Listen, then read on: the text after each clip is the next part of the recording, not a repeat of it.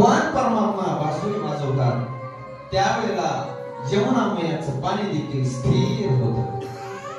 जे गोवर्धन राज जो पर्वत आहे त्या पर्वताचे जे दगड आहेत ते दगड असे द्रवीभूत होतात आणि यमुना मैयाचं जल जे पाणी आहे ते जागेवर स्थिर होतं.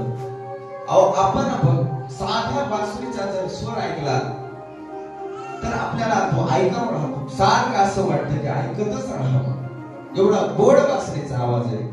आणि ज्या वेळेला भगवान परमात्मा बासरी वाजवतात, साक्षात भगवान परमात्मा ज्या वेळेला बघा बासरी वाजवतात त्यावेळेस तो स्वर ज्यावेळेस गोपिकांच्या कानामध्ये जातो त्यावेळेला सर्व गोपिका आपला काम धंदा विसरून त्या बासुरीच्या दिशेने आता हळूहळू भगवान परमात्माकडे येऊ लागल्या.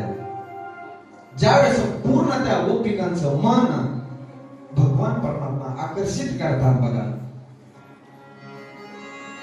भगवंताचा एक पाय जसा टेढा, हिंदीमध्ये टेढा म्हणतात, वाकडा ठेवून आपल्या ओठावरती अशी भगवंताने बासरी ठेवली आणि बासरी वाजवायला सुरुवात केली.